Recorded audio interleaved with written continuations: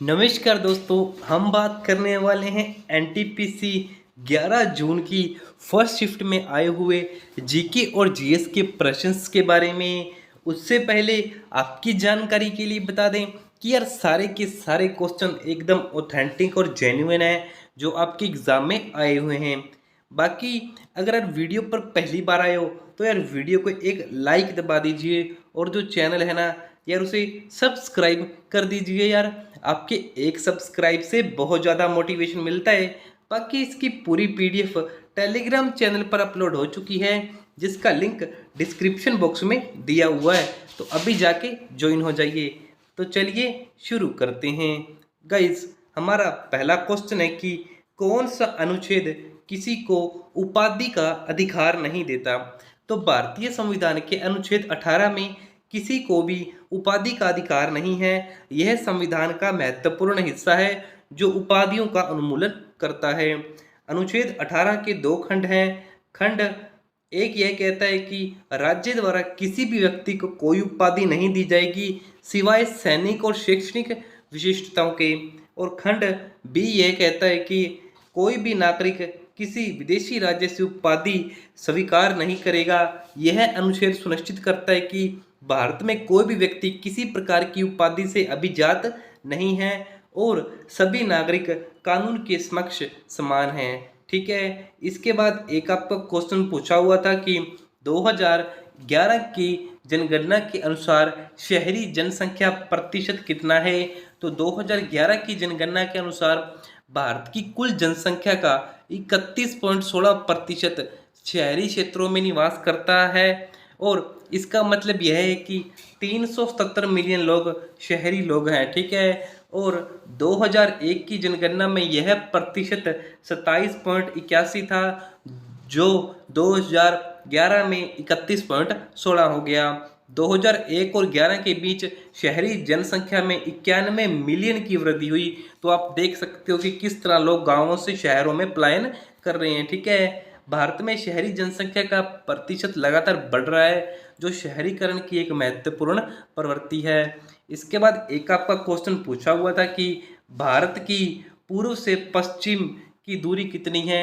तो भारत की पूर्व से पश्चिम तक की दूरी लगभग 2933 किलोमीटर है। यह दूरी अरुणाचल प्रदेश के कीबुथु से गुजरात के रण ऑफ कच्छ तक मापी गई है। उत्तर से दक्षिण की दूरी 3214 किलोमीटर है। ठीक है। इसके बाद आपका नेक्स्ट क्वेश्चन पूछा हुआ था कि एक शंकु के आधार का क्षेत्रफल दिया था और उसका वक्र पृष्ठ के क्षेत्रफल पूछा था। तो ये क्वेश्चन अगर आपको पता है ना तो आप कमेंट बॉक्स में जरूर बताइएगा।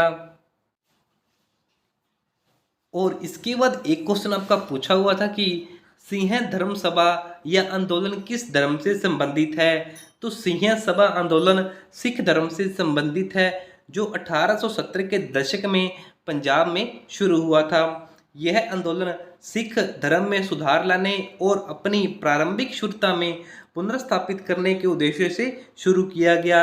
सिंह सभा आंदोलन का मुख्य उद्देश्य सिख धर्म में सुधार करना, ऐतिहासिक और धार्मिक ग्रंथों का प्रचार करना और सिंह धर्म को उसके मूल रूप से पुनर्स्थापित करना था। यह आंदोलन कई अन्य धार्मिक सुधार आंदोलनों की प्रतिक्रिया में शुरू हुआ था जैसे कि ब्रह्मा समाज, आर्य समाज और ईसाई धर्म के धर्मोत्तरण के प्रयास थे। ठीक है। इस आंदोलन ने सिख धर्म में कुछ बदलावों को प्रेरित किया जिसमें सिख समुदाय को अपनी पहचान और संस्कृति के प्रति जागरूक करना शामिल था। ठीक है। इसके बाद एक क्वेश्चन आपका पूछा हुआ था कि पेरिस ओलंपिक 2024 में टोटल कितने एथलीट थे।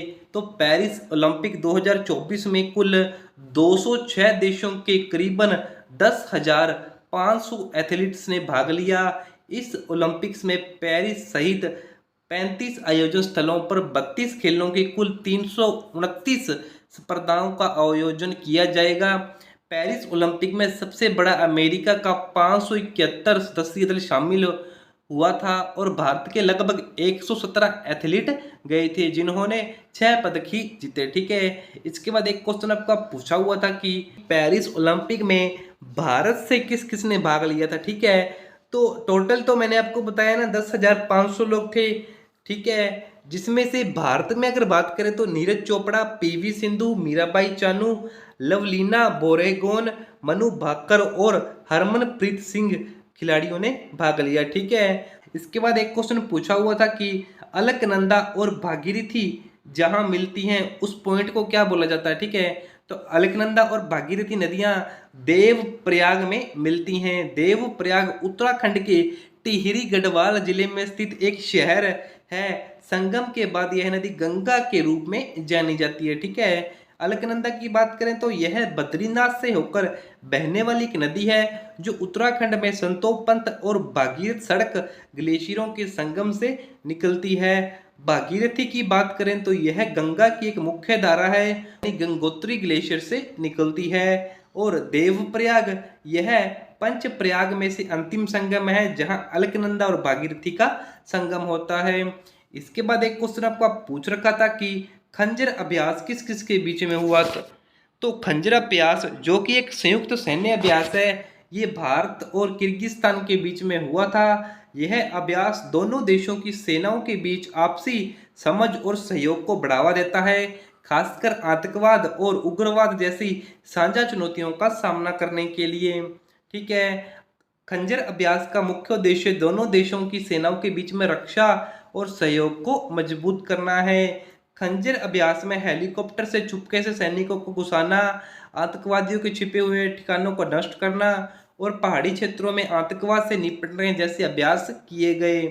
खंजर अभ्यास की शुरुआत 2011 में हुई थी। यह वार्षिक प्रशिक्षण कार्यक्रम के रूप में विकसित हुआ था। ठीक है।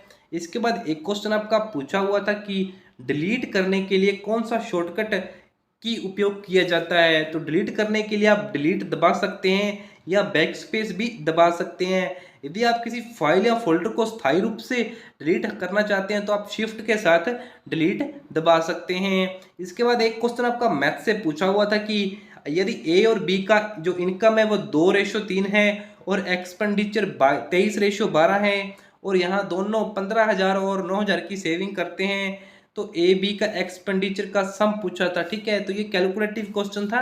आप कमेंट बॉक्स में इसका आंसर जरूर बताइएगा। इसके बाद एक क्वेश्चन आपका पूछा हुआ था कि एंटरिम सरकार के टाइम कौन सा एक्ट था। तो भारत में जो अंतरिम सरकार थी ना, जो कि 2 दिसंबर 1946 को बनी थी और इस समय भारत में शासन अधिनियम 1935 के तहत काम किया जा रहा था। 1935 के भारत सरकार अधिनियम के तहत एक संघीय योजना की कल्पना की गई थी, लेकिन भारत की रियासतों के विरोध के कारण इस घटक को कभी लागू नहीं किया जा सका। अंतरिम सरकार पुराने भारत सरकार अधिनियम 1919 के अनुसार काम करती रही। इसके बाद एक क्वेश्चन आपका पूछा हुआ था कि सिंधु घाटी सभ्यता से एक सवाल था जिसमें मूर्ति से कुछ रिलेटेड सवाल पूछा हुआ था। ठीक है।